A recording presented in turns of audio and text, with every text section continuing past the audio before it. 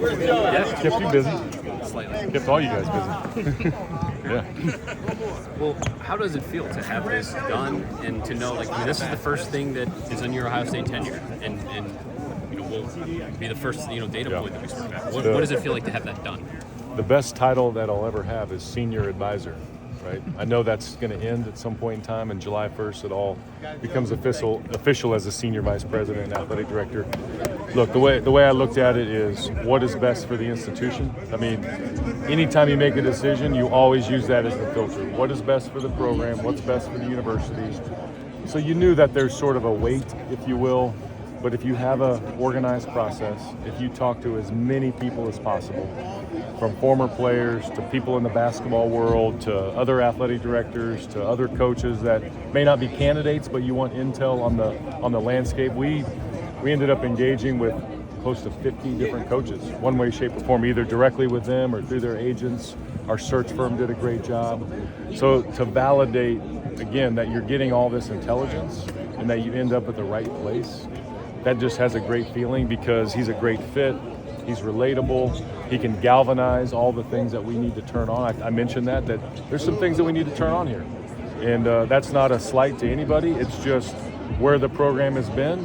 It's time to take it to a new level, and that's what he has the wherewithal to do. So all of those things just add to an exciting day. Last couple of months, we've seen the football program really get a reinvigoration of some NIL dollars, helping it out a lot. Mm-hmm. Do you expect that? Do you have a new head coach for basketball? Well, again, sort of an added bonus. Somebody asked the question about the Ohio ties in recruiting, and so the added bonus too is the relationships are there, right? And so he can plug right in. To that, he can plug right in, whether it's NIL, whether it's recruiting in the state of Ohio, whether it's roster retention. Those things were added features. And again, based on the timing of all of this, things are popping. Over the weekend, how many jobs came open? Today, the transfer portal. I haven't even checked how many guys have entered the transfer portal today in college basketball. A lot, whatever that number is, hundreds, right? Maybe 1,000, right? And so all of that piece of it from a added bonus, again, led us to he's the right guy for all of this. So it all adds up for sure. Knowing how much talent is on the roster, and you've seen it obviously over the last 8 games, is that a factor for you in seeing like, okay, he's more likely to retain these guys and set himself up for success than maybe some outside hire?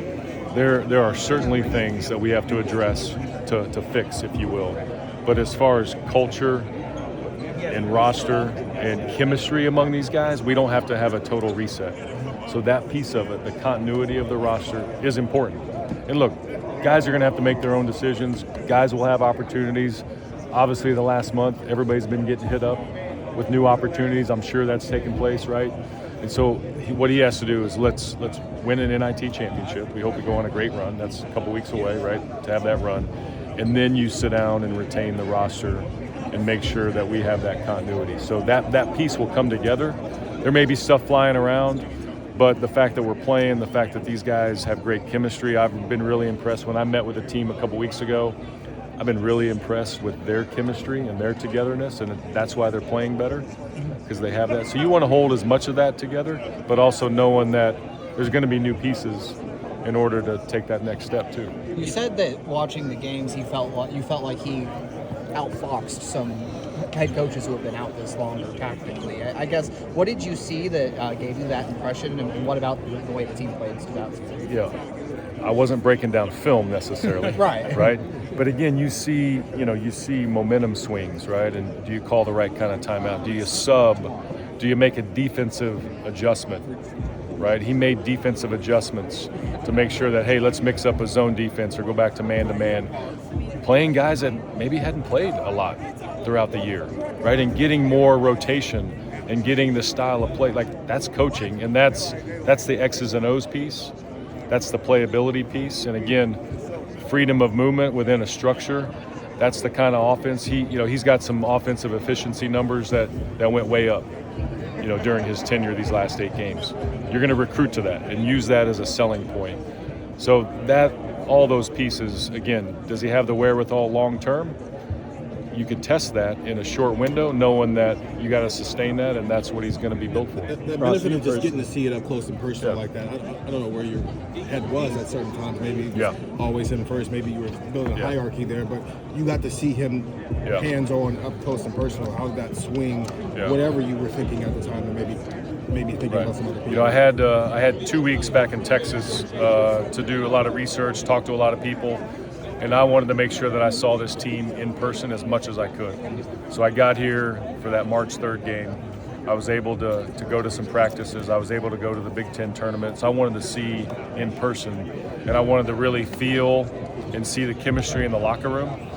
Meeting with the players a couple weeks ago, it was just me and them. And I asked him, what makes a great coach?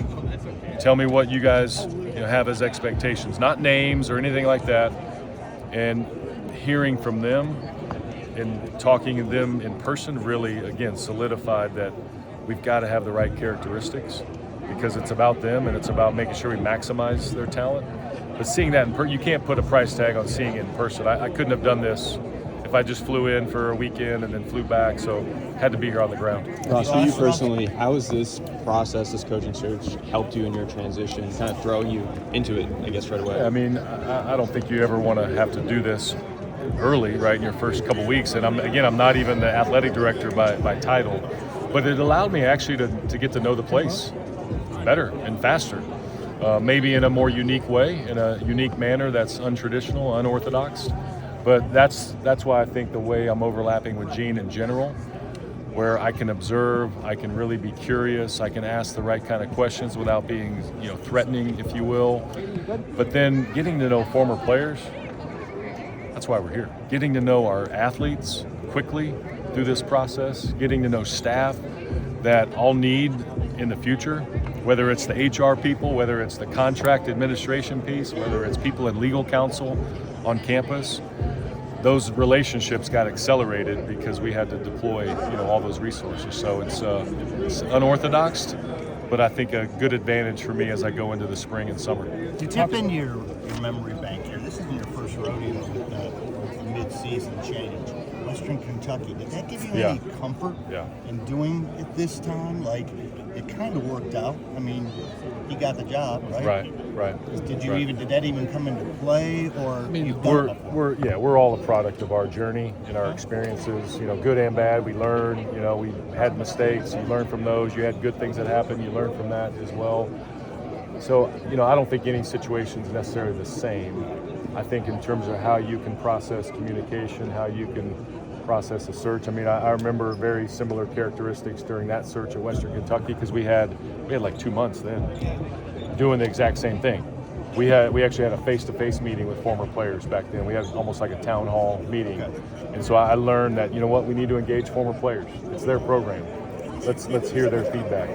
Using a search firm. Again, people think search firms pick candidates for you. No, they filter all the noise. They can call people that you can't call. So those kind of similar characteristics, but the selection piece, not necessarily. It's whoever's the right choice. And also curious, just kind of maybe oddball here. Ryan Day got promoted. I mean, did anybody say, well, hey, look, it worked? Ohio State has a track record. Ty Tucker, Ryan Day. I think there's a guy named Fred Taylor that won a national championship. Was he promoted as an assistant? Yeah. Mm-hmm. Who's a historian around here? Yeah. Right? I mean, right. There's a pretty good track record of that happening here at Ohio State. And so, was that a factor? No. It just tells a great story that this can happen with the right person. It all comes down to who's the right person. Forget all the other stuff. Is he the right person? And that's what we found. You talked about some things needing to be reinvigorated. I think people could look at it and say, well, you could go up for a big swing, get a big name, and maybe that kind of does it on its own. You obviously decided to stay with that continuity you're talking about. Why can you reinvigorate with Jake? Personality, connectivity that he already has within the program, the fact that his brother played here, so he knows how to relate to that former player group, that he knows how to relate to the fans. He can galvanize that because he's got the wherewithal. He's not afraid to go out and carry himself, in public. So you could go after a big name, but if it takes them 6 months to figure the place out, This is a massive place. You have to have the wherewithal to understand, okay, football's football here, right? We want basketball to be at a big stage, but to have the demeanor to handle that, he's seen that here. You bring somebody else in, do they have that wherewithal? Do they understand the dynamics? Do they understand that, look, you got to relate to people here. It's not just I'm gonna go coach on, Saturday or Tuesday night and then go back home. No, you have to do all the things that it takes to connect here. Jake has that versus somebody that may not have seen it or relate to that. And then the timing. We could have waited on a lot of people. There's a lot of people that wanted this job. And all those people that we talked to, the 49 coaches, the people that we met with in person, the people that we met with on Zoom, this is an attractive job. But the profile that he checks matches what we need, and he's going to take off. You talked Couple about, more, you, guys. You, Couple more. You talked about the season, selling tickets, and things like that.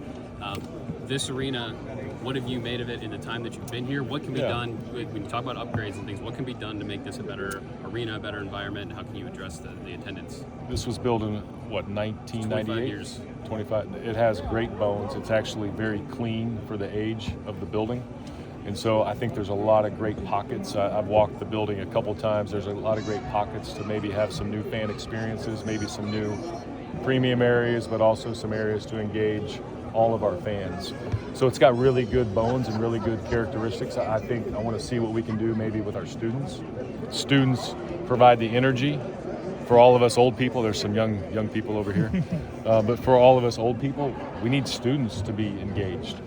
Can we do more around the student atmosphere?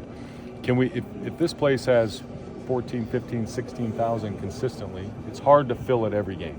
Let's just face it. But if you can get to a consistent number, it can be a huge home court advantage. So we're going to look at all of those things. We're going to look at some of the bells and whistles that we have. The great thing about the way we're set up, we have business advancement. So there's resources that are produced through concerts and things like that that provide then, changes to the building. Infrastructure changes, facility changes. So we have a great model here, and those are all the things that we'll dive into as we move ahead. Ross, you mentioned all the candidates. How close would you say this was to wanting to wait a little bit longer, or did Jake just wow you? All of those factors honestly went into it. And again, I always thought this weekend was a huge marker in terms of our search. Who's in the NCAA tournament? Who wants to wait on us? Who do we want to wait on, right? Where's Jake's viability in all of this?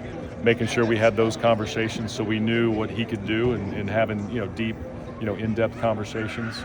So we met with him for a couple hours again on Saturday before we pulled the trigger to test that once again. So all of that goes into the equation. Do you want to wait?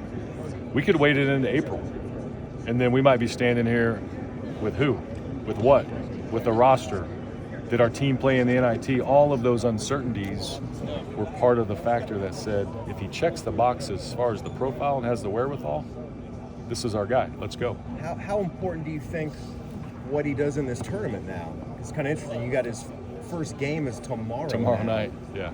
And how, a lot of people said maybe wait till the postseason's done, but why before it? Right. Again, it's all about, is he the right guy? Are we ready to pull the trigger?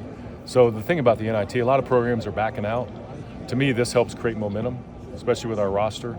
It allows the younger guys to play more minutes, meaningful minutes against really good. The NIT is tough. When I was at Texas A&M, we went through a run all the way to the final game. There's some hard games in there. But if you can play as long as possible, that's only going to help your continuity. That's only going to help recruiting. One of the things about the Big Ten, right? People criticize the Big Ten for style of play. What has Jake done? He's opened it up. It gives more examples of open style of play, which then helps in the portal, which then helps in recruiting. So to me, the added bonus is playing as long as we can under Jake's leadership. He didn't win like this. He had to win like this, right? At the end of the year.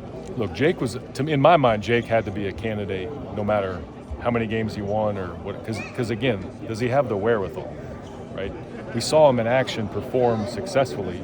If he can keep a 6-2 average, that's pretty good, isn't it? Over like 35 games, what would that average out to be? Like at least 26 games. That'd be pretty good. If we can keep that average going, that'll be the challenge, right? So was it about winning momentum-wise? Maybe. But again, the characteristics had to match. Otherwise, that part wouldn't have mattered anyway. Ross, you've heard this term a million times. Yep. Go ahead, Tim. One more. Yeah, the idea that some schools are football schools and some schools are basketball schools. What is your take on that? Look, if we're going to have a sport, let's win. And let's compete at the highest level, right? And make sure we have the right people, the right kind of resources. So that's how I look at it. Do we know that football is the economic engine? Absolutely. Do we know that there are super high expectations? Absolutely. I think one of the things I commented on, right, in my press conference was the importance of football. We get all that. That doesn't mean we have to minimize. Women's ice hockey is going to the Final Four. We have teams that are ranked in the top 5. We have teams winning championships here. If we have it, we're going to compete at the highest level and make sure that the resources are there. Basketball brings, I think, a different element. Look what the women's team has done, to the community, to the athletic department, to the university.